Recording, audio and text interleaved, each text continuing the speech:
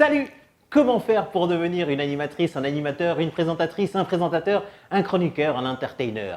Salut à toi, oui toi, A-T-O-U-A, oui toi ça veut rien dire. Toi qui me regarde et qui a cliqué sur la vidéo en cherchant comment devenir animateur ou animatrice télé. Ou alors tout à fait par hasard. Tu es arrivé ici et tu te demandes ce que tu fais là. Mais tant pis, reste avec moi, je suis Enzo, L''Z-O.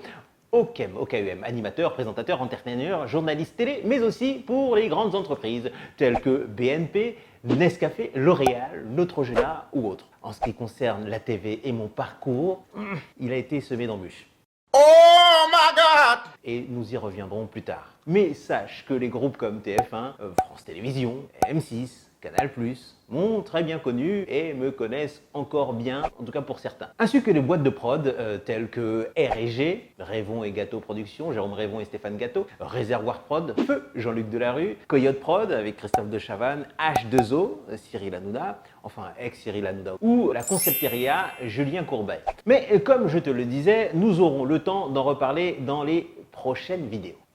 J'ai décidé de te faire ces vidéos rien que pour toi. Rien que pour toi parce que vous êtes nombreux, ouais, vous êtes plusieurs à me demander, Enzo, comment faire pour devenir une animatrice, un animateur pour les entreprises et pour la télé? Quelles sont les qualités requises pour être un bon animateur ou une bonne animatrice? Y a-t-il une formation à suivre? Une formation spécifique? Et j'en passe. Je te parlerai aussi de mon parcours d'animateur, entertainer, journaliste et présentateur. Oui, vous allez comprendre parce qu'il y a plusieurs choses à voir.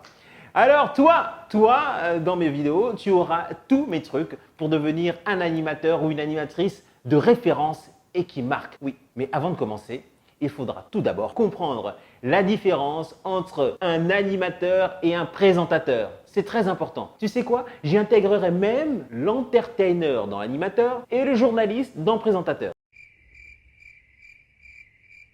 Allez, pour aller directement à l'essentiel et que cela soit un chouïa plus clair pour toi, j'ai classé quelques animateurs et animatrices que nous connaissons tous d'ailleurs, que nous voyons à la télévision selon ces différents critères dont je viens de te parler. Alors pour les animateurs et pour les animatrices, il y a Nagui, Camille Combal, Olivier Mine, Jean-Luc Reichmann, Alessandra Sublet, Agathe Le Caron et Sophie Davant, Virginie Efira. Ah oui, j'adorais Virginie Efira.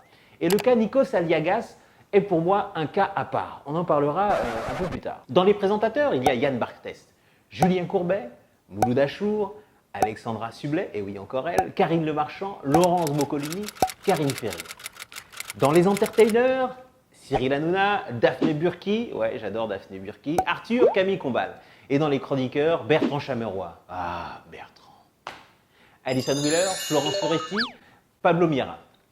Et dans les journalistes, enfin, nous avons Anne-Sophie Lapix, Yann Barthès, Hugo Clément, Martin Veil, Ophélie Meunier et bien sûr Jean-Pierre Pernaut, Laurent Delahousse, Anne-Claire Coudray, Laurence Ferrari, les présentateurs du 20h. Tu l'as compris, la frontière est mince et très mince entre animateur et présentateur. Mais il y a bien une différence, même si les animateurs passent de l'un à l'autre assez aisément selon leurs compétences et bien sûr selon les besoins de l'émission.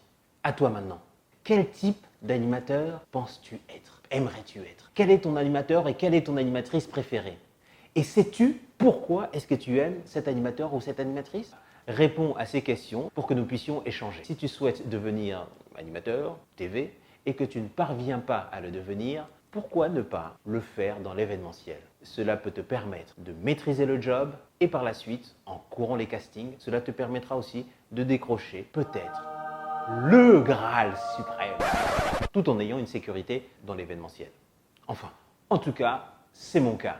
Je t'expliquerai tout cela dans mes prochaines vidéos. Je te donnerai la différence entre un animateur et une animatrice télé. Je te dirai aussi quels sont mes animateurs, quelles sont mes animatrices préférées, pourquoi il est important de connaître la différence entre être un animateur et un présentateur avant de se lancer dans l'aventure de l'animation et de la présentation. J'espère que tu as tout bien compris. Suis-moi sur les réseaux, tu verras, il y aura plusieurs vidéos et ce sera complet et je t'en parlerai. Et quelle est la différence entre s'adresser à un public et s'adresser à une caméra. Allez, à bientôt. Toi, mon tout, mon toi. À bientôt, mon ami. Comprendre la différence entre être un animateur et un présentateur. N'hésite pas à t'inscrire à ma chaîne. N'hésite pas à venir me voir, à venir parler, à venir commenter parce qu'on va maintenant désormais discuter et partons sur le chemin de l'animation ensemble. Parce que je pars sur le chemin de l'animation. Tu me suis là? Je suis. Salut!